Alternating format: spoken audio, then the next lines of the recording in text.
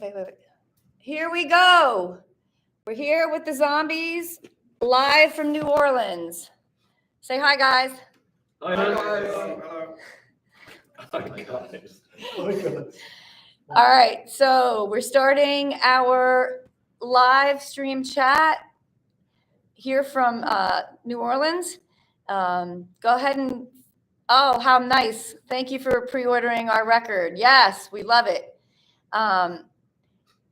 Go ahead and send your questions in, and here we are. We can talk to you. A question for the group from Lee Chambers. Is there any part of the world you haven't toured yet and would like to? Out of Mongolia, Greenland. No, I think South America. I think we'd all like to go to South America. Yeah, we would actually. And we haven't been there yet. So I think that would be great. I agree. I would love for you guys to go to South America. Jason here from the Geckos.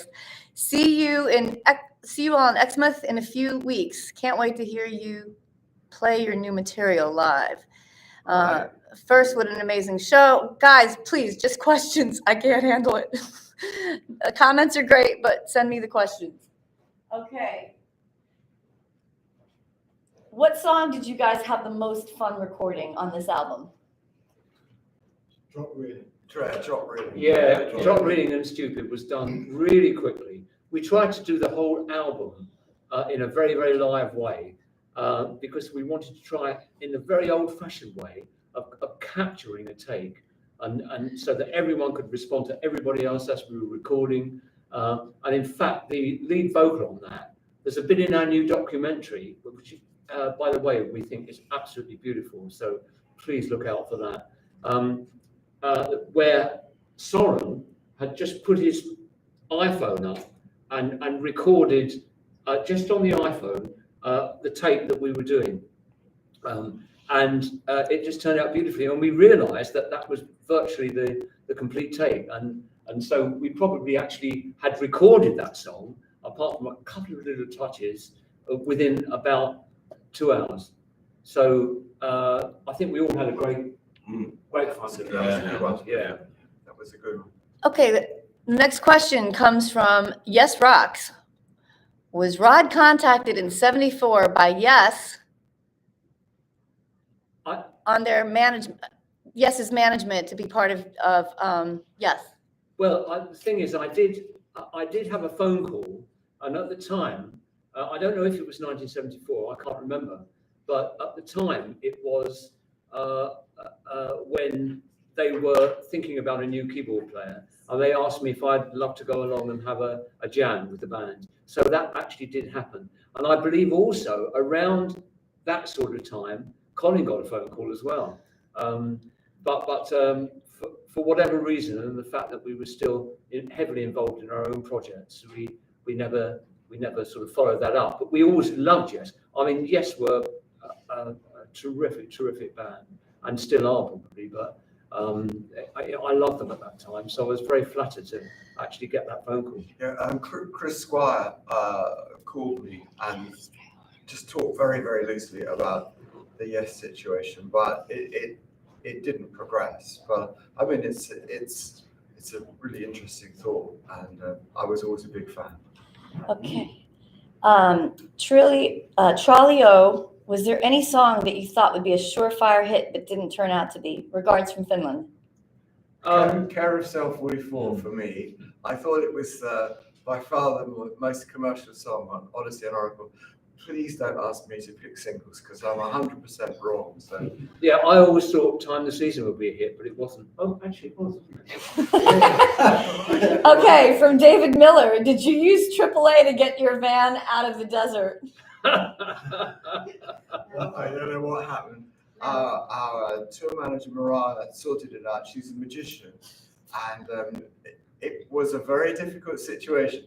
She had to get 3 different vehicles to get us out, and we lived to tell the tale. So that's. And by the way, that is Bob Ruggiero. That is the story of the cover photo of Different Game. Now, just a quick one. Individually, which is each person's favorite track off the album? Why don't we start in the back? Søren. Yeah, it might be Drop Reading is stupid. I think it's I really love the track. Steve, this might be the answer for everybody again, but go ahead. I can't remember the name of it. The slow one. Rediscover? Read it? No. Rediscover. Different game? No. The last one. You Could Be My Love. No. You could be mine. Rediscover? Sun will shine. Let's go through the whole album. Yeah, go through the whole album. Come on, it's harmony one. It's slow. It's quite slow. Rediscover? No. Yes, it was. That's Rediscover. Is it? It starts with the real dissonant harmonies. Oh, yeah. And then goes do do do do do. No. Just give us 5 minutes. Steve knows the album I know, intimately. really. Obviously. Do you remember that? Oh, come on. We did it live a few times and now we stopped doing it. Oh, I know the one you mean. Runaway? Runaway. Runaway, Yeah. yes, love that song. Actually, that was pretty much just one take. It was, wasn't it? That was The beautiful. whole thing was one take, and it was a very early recording. Right? I remember that being my favorite song when It's it one first of the started. first songs we Absolutely. recorded. Yeah.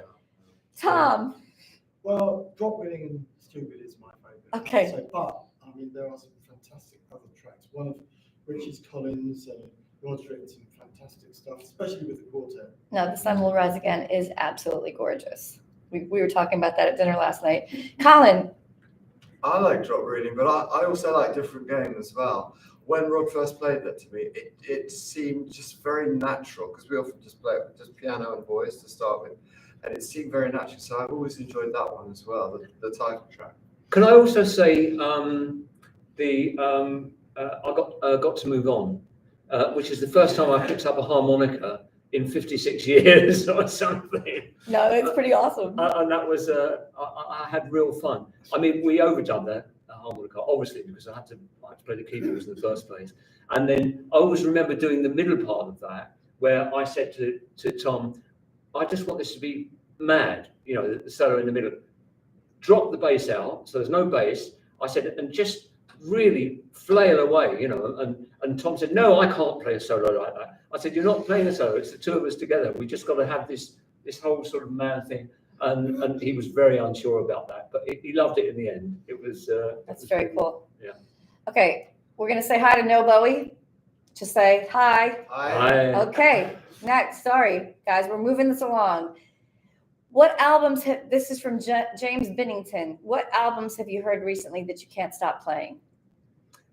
Well, there's one that Soren introduced me to as a West Coast US artist called Madison Conningham, a young lady. And the first couple of tracks on the particular album, what was the name of the album that we particularly were playing? Yeah, Hospital. Oh, yeah, that's Song by Grandma. But I can't remember. But the Life According to Rachel. there's some beautiful tracks on there, and she plays a lot of the stuff herself as well. She's only that's wonderful. Joni Mitchell type of voice, but her own thing entirely, and I like that very much. Very cool. Vito Batista asks, who influenced you and who do you guys listen to today? Today, Oh. I mean, we have this in interviews everywhere, I so know. why don't we let me the... just say, Go ahead. I think I speak for everyone that we were all introduced to rock and roll by the rock and roll greats. It'd be Elvis, Little Richard, and Chuck Berry, and people of that ilk in the late 50s. And then probably it was the Beatles was the next big thing. But now, I mean, you just stream tracks, and I'm never sure of who I'm listening to, and particularly I can't name albums. It's very difficult. We get this question time and time again, and normally I have these people's names written down on my hand so that I can not only can I say their names, but I can prove I can read. But unfortunately, I haven't got them written on my hand. So it's quite a big question, I know. I just jump around. 60 years of rock history. Yeah, I just jump around. One of the bands I'm listening to at the moment is Red Wanting Blue. It's a really great tracks from that album. We might have personal reasons for that. Hey, Rod, this is Ness Just Ness. Hey, Rod, I was curious where the Mellotron part is on Different Game. I've listened to my vinyl like 40 times trying to hear it. I think you're the best Mellotron player. Well, thank you very much. In fact, we did use it on the record, but it was Dale who did a wonderful co-production job with me. We worked really, really close together.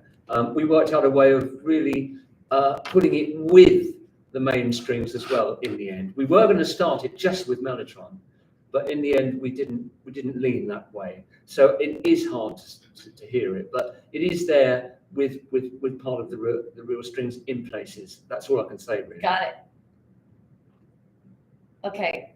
No Bowie also asks, what do you think is the best song you have written in the entire history of the band? Please Please Me, I think. No. Oh God, I don't know. I mean, I've got a particular affection for She's Not There because it's one of the first things I ever wrote, and it was a big success, and it was like a dream come true. But I can't.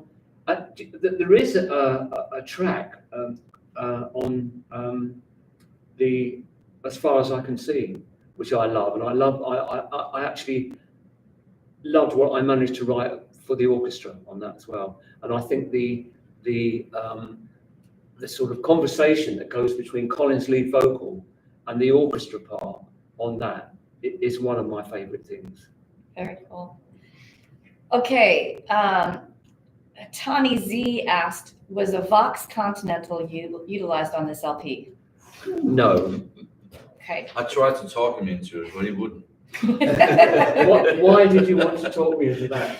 Oh, I love the Vox Continental. Why do you love the Vox Continental? It's such a great. That sounds like 1,000 mobile phones ringing at the same time. just love that sound. That's my nightmare. 1,000 mobile phones ringing. No, It's a great sound. It's a great sound, and you play wonderfully. Well, thank you. I think you did wonderfully too. Thank you. Well, I know that this is about keyboards, but I used Watkins Westminster amp, which is about 55 years old. Yeah, it's as old as the Vox On Continental. drop reeling. That's cool. Maggie Clark writes, when writing this song, which I'm not sure which song it is, but what was the initial spark and what came first, second, third? Lyrics, melody, harmonies, arrangement? Probably merry-go-round. Well, I'd have to know what the song is, Maggie. Probably merry-go-round. I would think merry-go-round. Well, with merry-go-round, it was one of those that I went into the studio and I'd heard. I honestly can't remember this. I can't remember what the groove was that I heard in the tempo, but to make a demo, I put the click down in that exact tempo, and I wanted to write something around it. And one of the first things I wrote, strangely enough, was along with the beginning of the melody, was I wanted Tom's guitar part to counter the melody, and I wrote out the guitar part and Colin's melody together. So I wanted one to hit off the other. So if she is talking about merry-go-round, it's that, but she would have to tell me which. Got it. Sorry, Maggie, that didn't come through. That's okay. Okay. What prompted, from Nick and Nello, what prompted you guys to re-record I Want to Fly for this new album? Keep this answer short. We're running out of time. Well, if I could just quickly, I'm sure Colin might want to say something about this as well. But we loved when Chris White and I produced 1 year. One of the main things we had in our heads was to get this writer, Chris Gunning, who is a classical composer, but also wrote a lot of film and TV stuff, to do some really avant-garde string writing behind Colin and present songs that way. And it's a song of mine that I've always really liked, and I think Colin's liked it as well. I do. I think it's a beautiful song, and I know Rod wanted to try it again, and I was all for it. So it's a special song. And to reintroduce that relationship with Chris Gunning, and we had to play it to Chris, and he said, "Well, play it to me," and he loved it. He absolutely loved the song. So we thought, and that was recorded in my place too. Very in-house production, the whole album. Okay, I'm just going to end this with saying that someone asked if we were doing more U.S. dates. Yes, please keep checking our website. We are booking them right now. We will be doing more U.S. dates. If you're in the UK, get tickets to our UK tour. There's still just a few left, and we can't wait to play our new video for you guys. Want to say goodbye? Goodbye. Thanks for your support, guys. Yeah, we really thank you. appreciate it. Okay.